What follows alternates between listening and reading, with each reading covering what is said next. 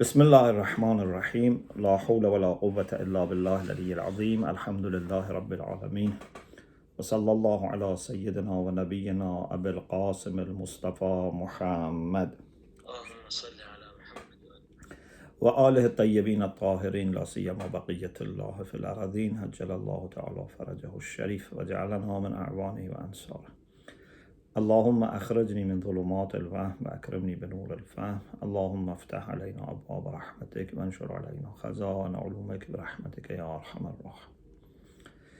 Alhamdulillah, we have tawfiq to continue our study of 40 Hadith, and tonight we start Hadith 24. Hadith 23 was about different types of seekers of knowledge, but this Hadith is about different types of knowledge.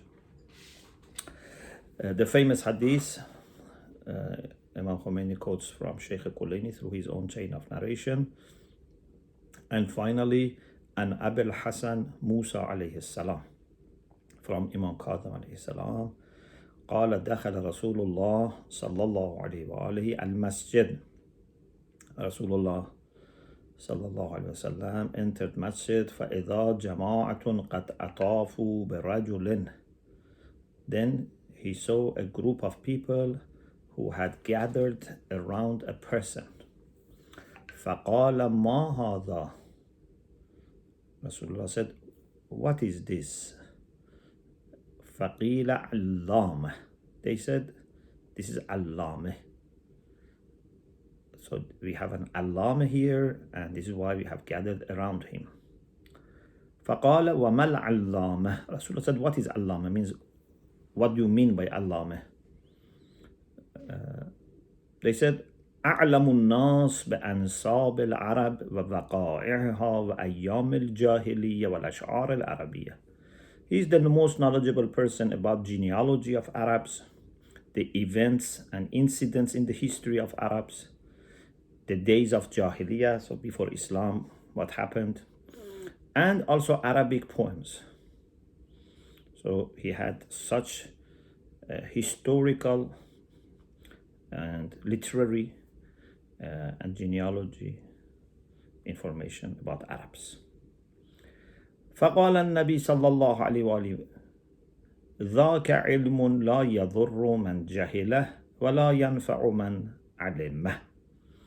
This is a type of knowledge that is okay, but it's not a priority. Why? Because it doesn't harm those who don't know it, and doesn't benefit those who know it. So it's not that if you don't know this, you are going to suffer and have miserable life in dunya or akhirah or both. And if you know it, you are going to have prosperous life in dunya or akhirah or both. So it's not a necessary or very beneficial thing. ثم قال النبي صلى الله عليه وآله. Then Rasulullah said, إنما العلم ثلاثة. Knowledge is three. One of the three. This is the knowledge that everyone needs. This is the knowledge which is of utmost importance. After that, if you have time, then you can go and learn other things, but always observe priorities. In the discussions about Islamic theory of education, we have explained that what is Islamic position about secular knowledge, religious knowledge, about disciplines. Alhamdulillah, over there we have explained. It's not that Islam says only learn religious things. No, even learning secular subjects can become wajib. But there are different ways of categorizing knowledge based on their importance and priorities and benefits. And there are things that even maybe better not to know, because if we know them, they can create problems for us or for other people. But knowledge as discipline is okay, normally. Just you have to be careful about how to implement it. And we are more concerned about usage of knowledge in the form of technology than disciplines themselves. But since it's difficult to separate them in many cases, so certain types of maybe disciplines or inquiries is better not to get into, because then you will become part of an industry or part of a kind of agenda that you don't know. Lots of things anyway. There are many things to talk about. So, Rasulullah said, إِنَّمَا الْعِلْمُ ثَلَاثَةٌ. Knowledge is one of the three. Means necessary knowledge, something that if you don't know, you harm yourself. And if you know, you benefit a lot. آيَةٌ مُحْكَمَةٌ أو فريضة عادلة أو سنة قائمة وما خلاهن فهو فضل. Either it is ayatun muhkama, it's a firm ayah. What does it mean? Means proper aqaid, proper doctrines, proper understanding of your theology and philosophy, and even sometimes some aspects of mysticism. Anything that helps you to understand better Allah subhanahu wa ta'ala and your position in this world and your relation with Allah subhanahu wa ta'ala. We will talk about it inshallah. أو فريضة عادلة, or anything which is about knowing your duties, the practical rulings that you have to observe. أو سنة قائمة, anything which is about upright conduct, about akhlaq, about morality, about virtues and vices. So these are three things that everyone must be well equipped with. وَمَا خَلَاهُنَّ فَهُوَ فَضْلٌ. Anything other than these three is fadl. It's not bad, it's fadl. It means it's a merit, it's something extra. But you don't go for something additional, something extra, a supplement, even maybe we cannot call it supplement, anyway, and something additional, or unless you have the main thing. Yeah.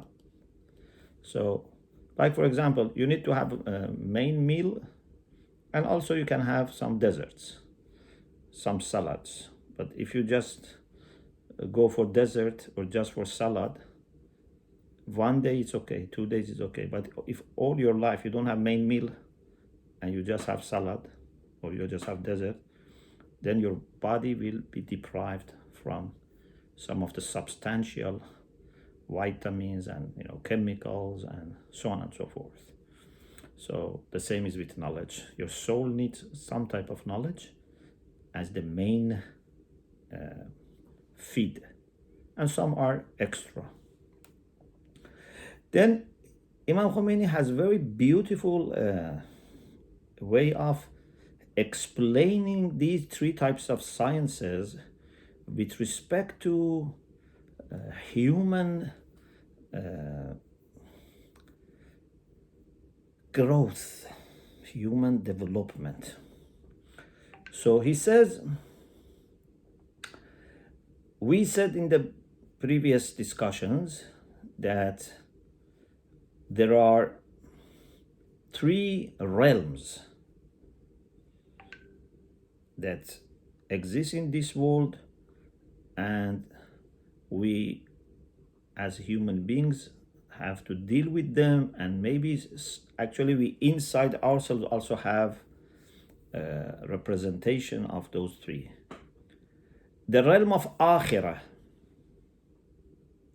or ghaib, which can be even now, or the spirituality or aql, the intellect. So this is the most abstract, or you can say the most immaterial domain of the universe. And what we mean by universe, below Allah subhanahu wa ta'ala, because Allah is the creator of the universe. Universe means alam, ma siwa Allah. So ma siwa Allah, the first domain would be this domain of things which are very, very abstract, immaterial. Then under that we have barzakh, something in between, and that is something that is not like akhirah, not like dunya, but also it's not like aql, not like shuhud, like khayal, like things that we imagine, or things that you have in your dreams.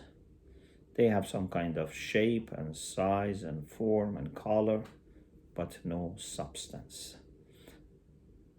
And they are not also fully abstract, which have no shape and color and size.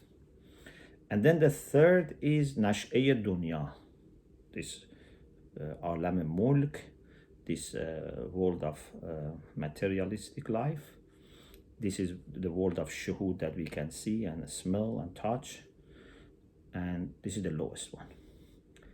Each of these three have their own perfections, and each of them need their own way of handling and engaging, and you need proper tarbiyah, proper upbringing and training and education and formation to deal with each of them successfully. And this is what we learn from revelation and from scriptures, and of course to some extent from our aql and conscience. So Imam Khomeini says these types of three realms then need three types of sciences or disciplines. Basically, the one which is about the hereafter, about Alam al-Ghaib, about Allah subhanahu wa ta'ala, and for example angels and the spirits, Alam al-Malakut, that needs aqaid, proper theology. This is what theologians, philosophers, urafa, mystics, based on the Quran and Sunnah and aql and intuitive knowledge, mystical experiences can tell us. Of course, we have to always be careful